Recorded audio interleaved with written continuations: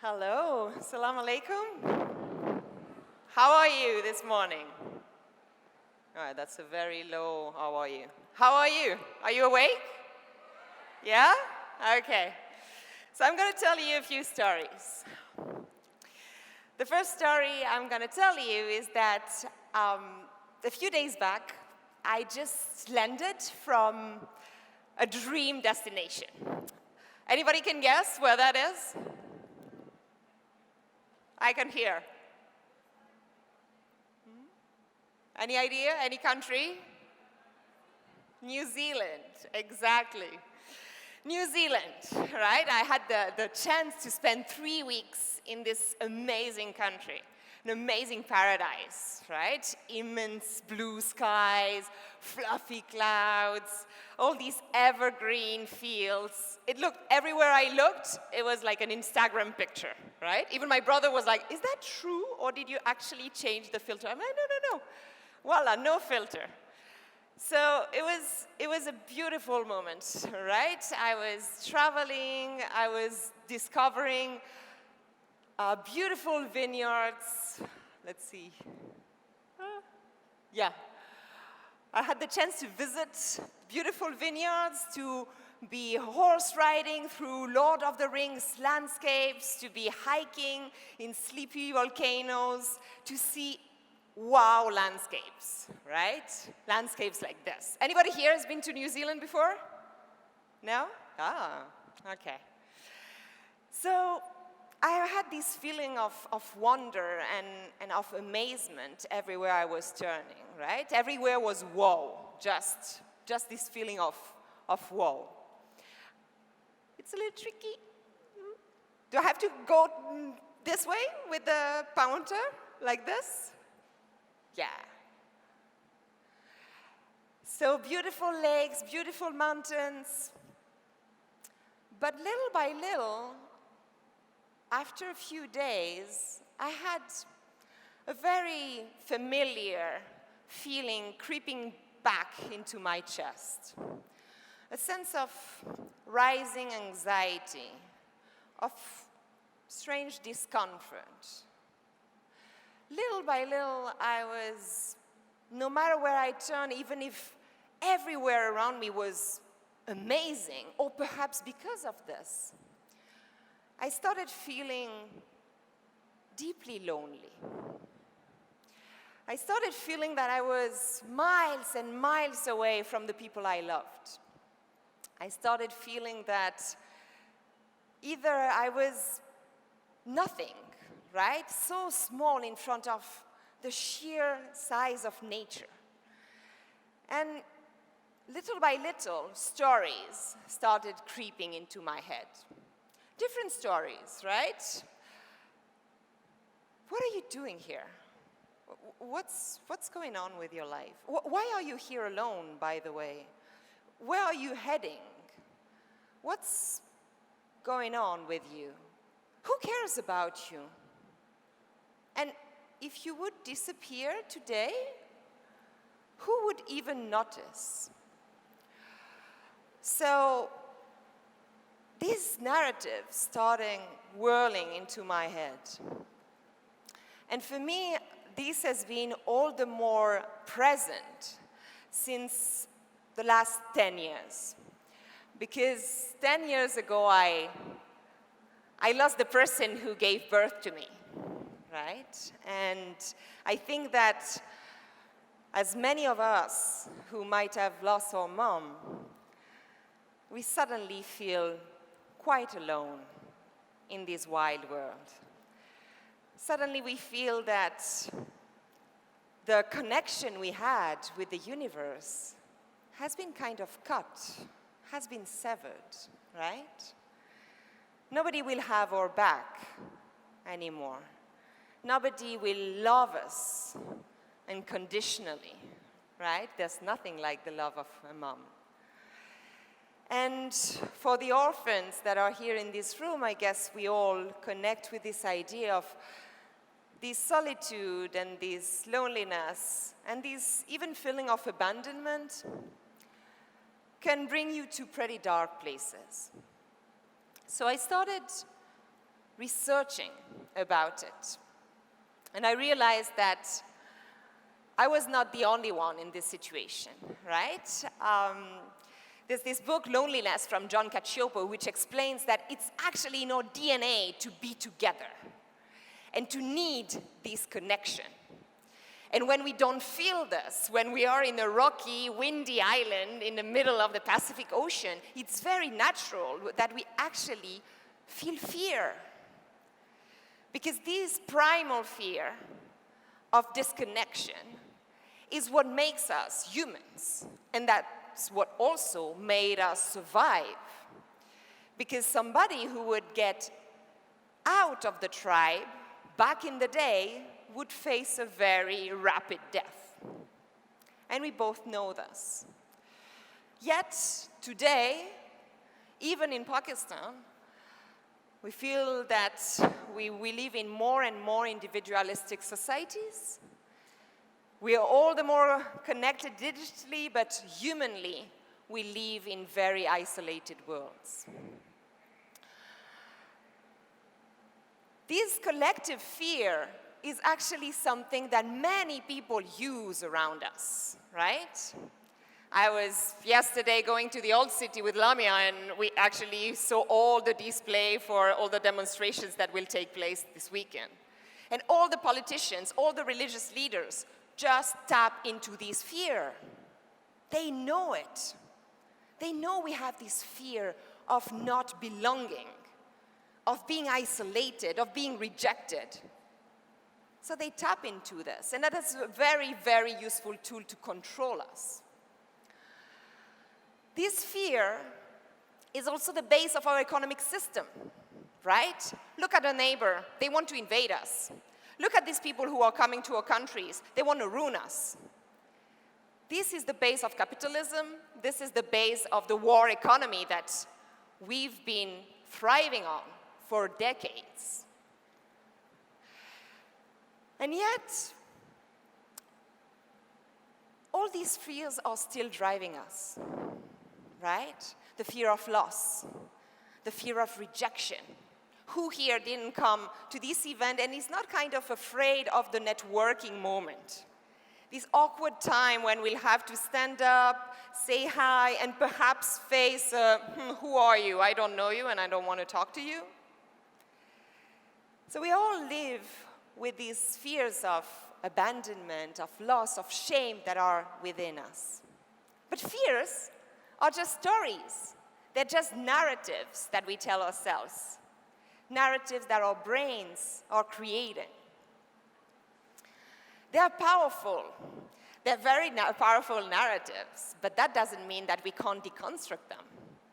They're powerful narratives because our very sensitive heart, who doesn't want to be hurt, is actually protecting itself through different armors. I'm a worrier, so the way I protect myself is imagining the worst, right? This is a way for me to protect myself from whatever bad thing can happen. Some do it through pleasing and trying to be as good and as nice as possible. Some numb themselves with work or Netflix or pills or alcohol, whatever it is, to stop feeling this fear. Or some disconnect. Myself, when I feel this, I just want to hide under my blanket and not talk to anybody, right? So these fears trap us into negative narratives. And us women are especially targeted by these negative narratives. We live in a world that actually believes that we are the cause of the fall of mankind. Amen. If that's not a problem, if that's not already a huge burden that we have to live with, we have all negative narratives surrounding us, right? Women can't drive, women are emotional, women have ups and downs. We have all these narratives that are part of our culture. Would it be in Pakistan or would it be in France? And these narratives start to creep into our souls and to impact our self-esteem. Men, when I go all around the world and when I work in different workshops, I'm surprised to see all women telling me, oh, but I don't have a lot of confidence. And I'm like, do you think it's only you? All the women I met all around the world. Why? Because we live among these negative narratives. So it takes a huge extra effort to get rid of them. And this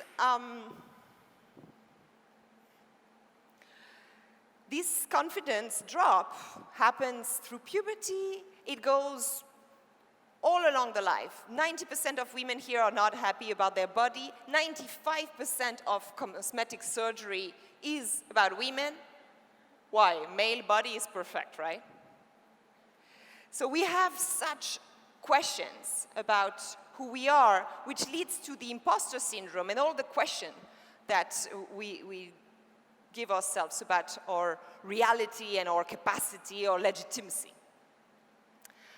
So that is why it's really important to change the narratives in our heads, right?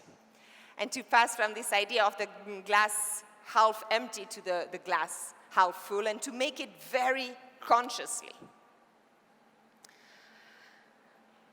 That is what I do, basically. My work is to go all around the world and to work with different women in different countries and to work on their narrative, to help them deconstruct the narrative that either they've been immersed in or that the narrative that is in their head, and that they can take back agency on the story that they tell about themselves. So I'm going to give you a few tips that I give to these women. One first tip is to get to know more about positive psychology. Who knows about positive psychology here? A few of you. So psychology is usually used mostly, right, to solve problems, to solve depression, anxiety, schizophrenia, etc. But Martin Seligman in the 70s thought, okay, psychology is so powerful that we could actually use it to make human beings flourish, right? So what they did is that they realized what is the impact of or positive psychology DNA, basically, which is only 50% of our capital. And the rest is all about what we do and the experience we have. How we change between the abundance and the scarcity mindset, right? The scarcity mindset being that, oh, there's a pie and there's only one pie for all of us. And the abundance mindset being, the whole world is open. We'll make as much as possible, right? When somebody is trying to start a business, many tell me, oh, but this already exists. How many brands of clothes exist? How many brands of lipsticks exist? So having this idea of an abundance mindset helps a lot. Embracing the imperfections. You know the quote, no, for Leonard Cohen, there's a crack in everything. That's where the light goes in. So, do you know Brené Brown? Anybody here knows Brené Brown? Yes? A few of you? So if you don't, I really engage you to read her books, watch her talks, because she's extremely powerful in this. She shares her own vulnerability, her own doubts and limitations, but she explains how we really have to show our vulnerability, to embrace our imperfections, and that's how we actually create this connection that we are craving for. Amy Cuddy. Who has seen Amy Cuddy's talks? One or two of you? Okay, so she's got an amazing TED Talk called Your Body Language Shapes Who You Are.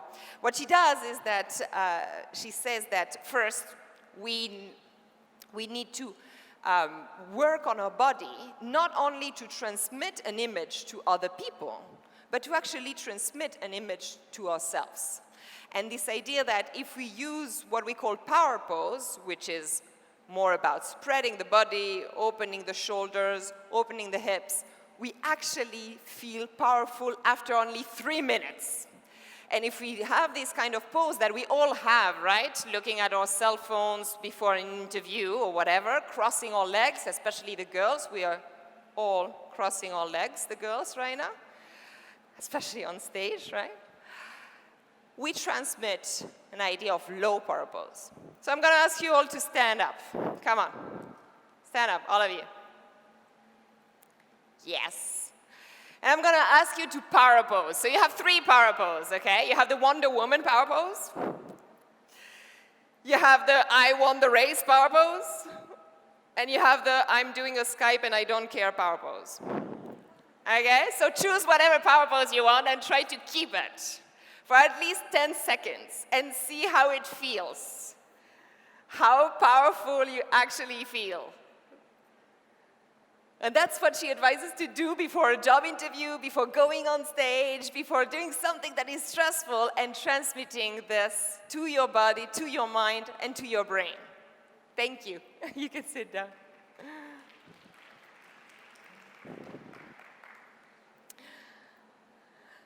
Do you smile enough? This is also an easy tip, right? They say that if you actually put a pen in your mouth and you force your body to smile, just the fact that you do this, it sends the message to your brain that you're actually happy.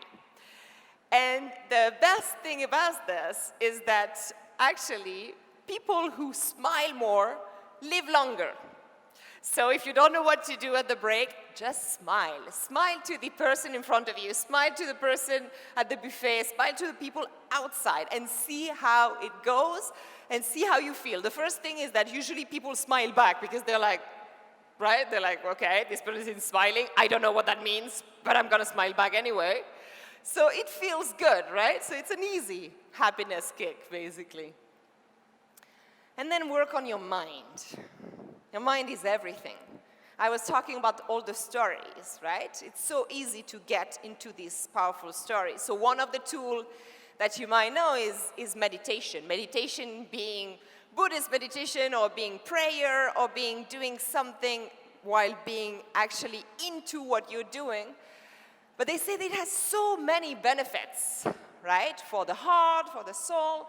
And I really love this quote because I'm really bad at meditation. I'm super active, so for me to sit down just 10 seconds and breathe, after 5 seconds I'm already thinking about what I'm going to have to do after that. So they say you should meditate once a day, and if you don't have time for that, meditate twice a day. It helps to rewire your brain, and if you're active like me and if you can't sit down, clean your closet. So Marie Kondo in Japan is making millions just by the idea of helping people clean their closets. She has like a crazy YouTube channel and books and whatever, and she tells you how to put it. And basically her whole motto is, you declutter your life, you declutter your mind. You can do that with toxic people as well, that works. And the last thing is mind your language, right? Language is powerful. I love this quote of Maya Angelou, again, an amazing writer, and she says, people don't remember what you do. People don't remember what you said, but people remember how you make them feel. So, mind your language. Another really good book to read is The 4 Agreements, right? Which is talking about this. And one of the first agreement is be impeccable with your words. I'm not very good at that either, I have to be very honest, but I'm trying. I'm on the process. But the idea to say, mind your language, right? It's all about karma. When we send stress and aggressive language or even judgment around the world, it all comes back. So minding your language means accept compliments. I don't know if you've seen this video from Amy Schumer, right? But basically we are very bad, especially women, at accepting compliments, no? Somebody's like, oh, I like what you're wearing. You're like, no, it's okay. You know, it's my sister-in-law who gave it to me because she didn't want it anymore and whatever. No. Say thank you. Shut up and say thank you, right? Anybody who comes to you and say, oh, your talk was nice. Oh, I really like what you're wearing or whatever. And you're like, you automatically want to justify or say, oh, it wasn't that good, blah, blah, blah, blah, blah. Thank you. And give compliments. It's free. It makes people happy. Give compliments. Stop apologizing. Have you seen this ad from Pantene, right? The sorry, not sorry. We women say sorry all the time. Oh, I'm sorry. Oh, sorry. oh, I'm doing this, sorry, oh, I'm opening the door, sorry. Stop apologizing. And stop using shrinking language, right? I meet a lot of women entrepreneurs who are like, oh, I have this tiny project. I'm actually doing this small business. Stop it. They say that as women entrepreneurs, when we try to raise funds, we ask for less often, right? Because we have this scarcity mindset in us. So we really need to make an active effort to change the story. And stop judging others. And that goes to a lot of Pakistani people around here because I know, right? I know how people here like to judge and like to gossip. So when I do workshops here, one thing that I do is that I put people in a line and I just ask them, sometimes co-workers, bosses with their employees, to tell each other what they like about each other. At the beginning, they're like, what? It's really uncomfortable. If I would have said, tell the person what you don't like, they would have been there forever, right? But I asked them to make this conscious effort. And the first time, it's uncomfortable. But after, we do it like 2, 3, 4 times with different colleagues. It's amazing. Again, it's a very cheap and free exercise, and it's something that energizes the team because you actually realize that people like things about you. So how do we change this mindset and try to convey positivity in the way we talk? And finally, practice gratitude, right? I'm really thankful to be here today. I'm really thankful to be in Pakistan during these weeks and to be speaking in front of all of you and to have this slot of time so that I can interact with you. And this whole effort of gratitude makes you feel better. It's like a magic wand, right? The gratitude. So again, something that I do a lot is I ask students or I ask people in my workshops to write gratitude letters. So I tell them to pick 5 people they love or they don't love, that's fine, and to write thank you to them. What are they thankful for? It could be to their father, mother, it could be to somebody who already passed away. But what are you thankful for? I did this with my dad, right? And he was crying. My brother did this to me for my birthday. It was very cheap, he was happy. But it was amazing, right? It's so positive to receive this. And another idea is to have just next to your bed a gratitude journal, something where you actually write down the 2, 3 things that are positive about your day. Why? Because it rewires your brain. What do we do when we go to bed? 1, we ruminate about the bad things that happened during the day, right? This person told you this, or the boss told you that, or this nasty email. Or we already stress about all the things that we have to do tomorrow. But we never take time to actually note, I don't know, just the sun that is outside, the beautiful umbrellas, right, on the way to here. The decoration, the people you met, the conversation you had, small things. And the more you do this, you know you create a habit in like 21 days, they say, right? The more you do this, the more you train your brain to notice these kind of things. It's biology, no? It's not like mystery. So gratitude. They did the longest study in Harvard about what actually makes us happy. It's not money, it's not cars, it's not houses, it's not possessions, it's the quality of your human relationships and our human connections. That is what makes us happy. So cultivate this.